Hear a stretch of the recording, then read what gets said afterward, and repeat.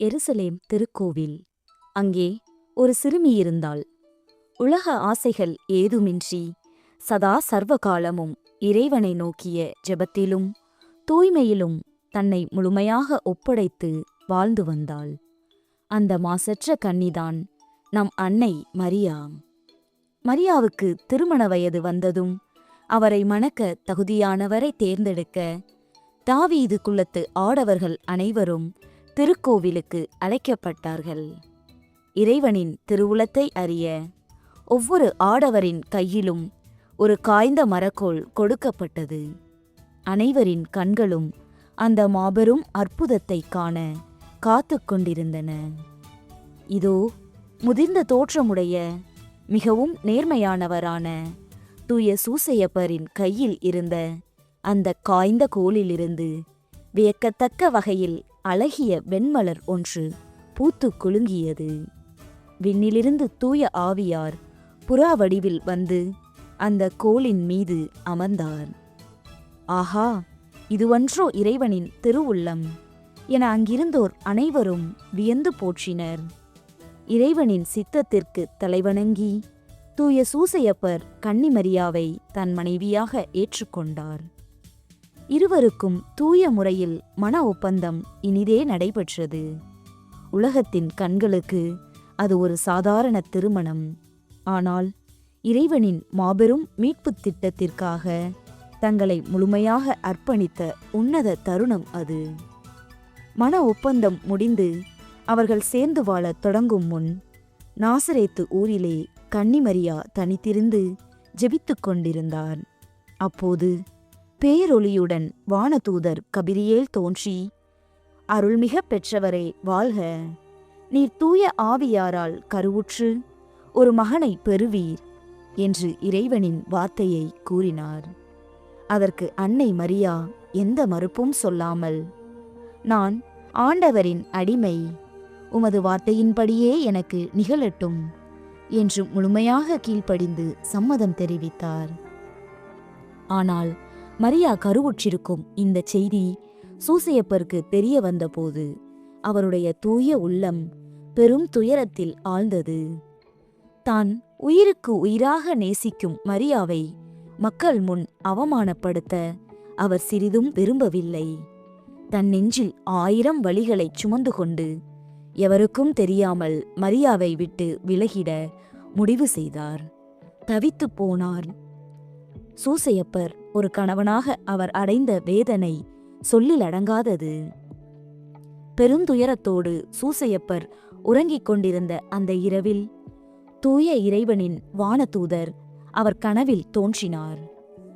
தாவீதின் மகனான சூசையே, மரியாவை உம் மனைவியாக ஏற்றுக்கொள்ள அஞ்ச வேண்டாம். அவர் தூய ஆவியாராலேயே கருவுற்றுள்ளார். பிறக்கும் குழந்தைக்கு இயேசு என பெயரிடுவீராக என்று ஆறுதல் கூறி இறைவனின் மாபெரும் திட்டத்தை அவருக்கு வெளிப்படுத்தினார்.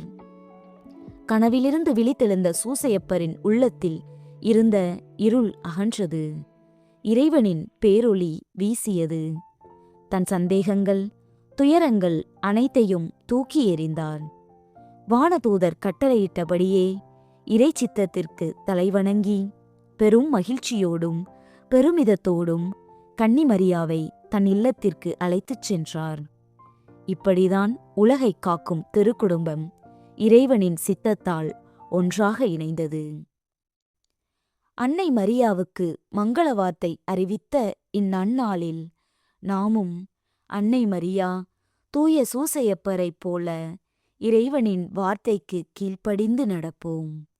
நம் வாழ்வில் வரும் துயரங்களையும் அமைதியோடு ஏற்றுக்கொள்வோம். திருக்குடும்பத்தின் ஆசீர்வாதம் நம் ஒவ்வொருவர் இல்லத்திலும் தங்கி நம் கண்ணீரை துடைக்க ஜெபிப்போம். அன்பின் திருவுருவே, அமைதியின் நாயகனே, எங்கள் அரவணைப்பான தந்தையாகிய தூய சூசையப்பரே, மங்கள வார்த்தை திருநாளாகிய இந்த மாபெரும் நன்னாளில் இறைவனின் மீட்புத் திட்டத்திற்கு நீர் அளித்த அமைதியான ஒப்புதலை எண்ணி உம்மை போற்றுகிறோம். வானதூதர் வழியாக அன்னை மரியா கருவுற்ற செய்தியை நீர் அறிந்தபோது எந்த மறு கேள்வியும் இன்றி இறை சித்தத்திற்கு முழுமையாக கீழ்ப்படிந்தீரே. அந்த தூய உள்ளத்தையும் ஆழ்ந்த விசுவாசத்தையும் நாங்களும் பெற்றுக்கொள்ள எங்களுக்கு அருள் தாரும். சிறப்பான இப்புதன்கிழமையில் பாரம் சுமந்து தவிக்கும் எங்கள் உள்ளங்களை உமது திருப்பாதங்களில் இறக்கி வைக்கிறோம். நீர் எப்படி திருக்குடும்பத்தை உமது உள்ளங்கைகளில் தாங்கி பாதுகாத்தீரோ அதேபோல இன்று பலவிதமான போராட்டங்களோடு கண்ணீரோடு நிற்கும் எங்களையும் உமது தந்தைமைக்குரிய அன்பால் அரவணைத்துக் கொள்ளும். உம் திருமுன் நாங்கள் வைக்கும் இந்த மன்றாட்டுகளை எங்களுக்காக உம் திருமைந்தனிடம் வேண்டிக் கொள்ளும்.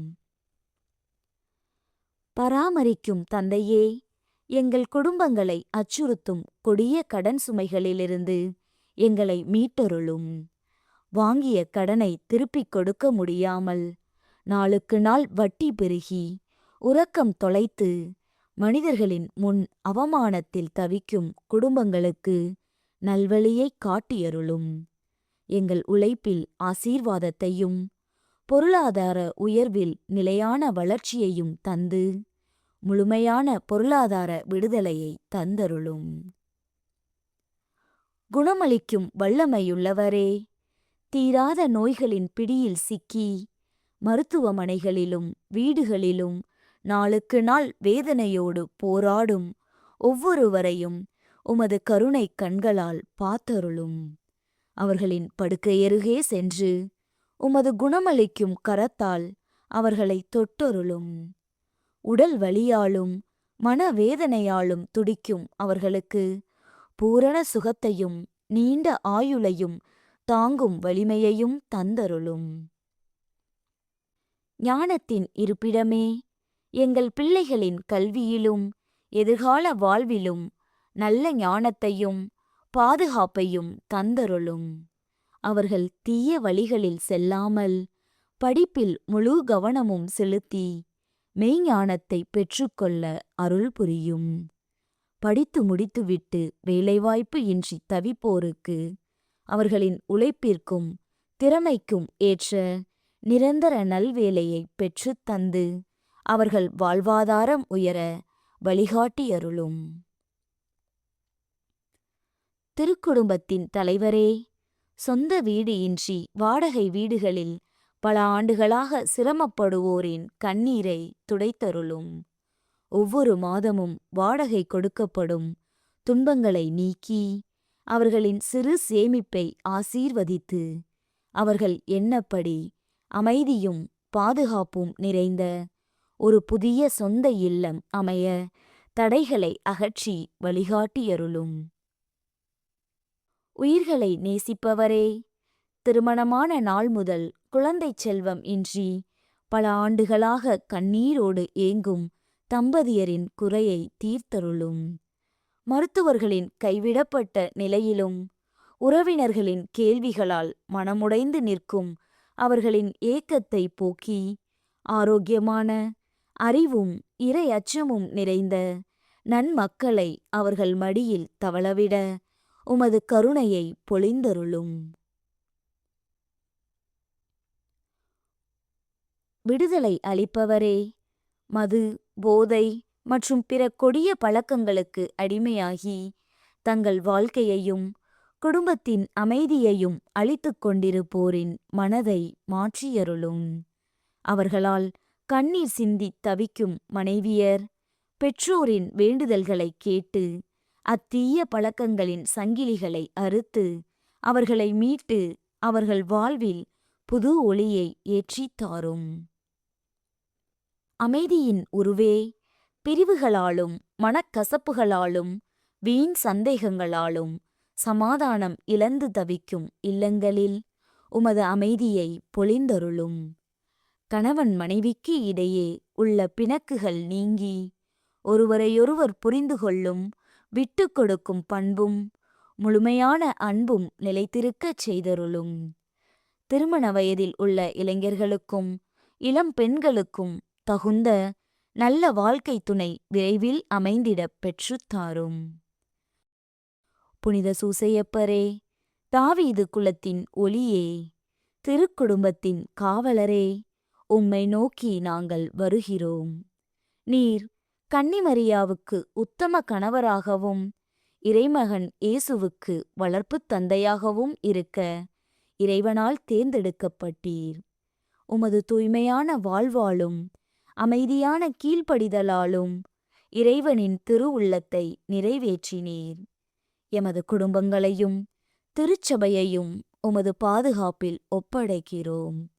நாங்கள் எமது கடமைகளை நேர்மையுடனும் பக்தியுடனும் செய்ய எங்களுக்கு துணை புரியும்.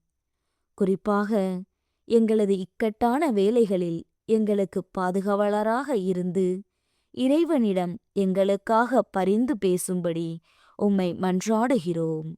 ஆமென்.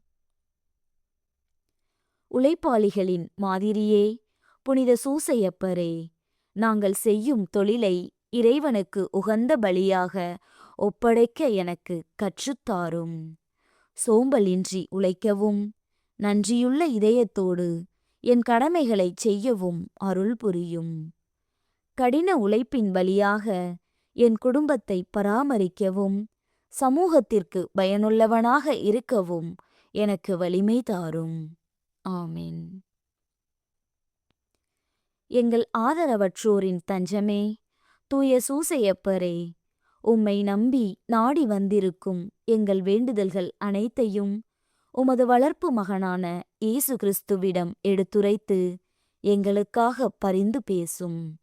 எங்கள் கண்ணீரை துடைக்கும் அன்பான இறைவா, உமது திருமகனையும் உமது தூய அன்னையையும் கண்ணும் கருத்துமாக பாதுகாத்த தூய சூசையப்பரை நாங்களும் எங்கள் குடும்பத்தின் தந்தையாகவும் பாதுகாவலராகவும் ஏற்றுக்கொள்கிறோம். ஆமென். தந்தை, மகன், தூய ஆவியாரின் பெயராலே ஆமென். புனித சூசையப்பரே, எங்களுக்காக வேண்டிக் கொள்ளும்.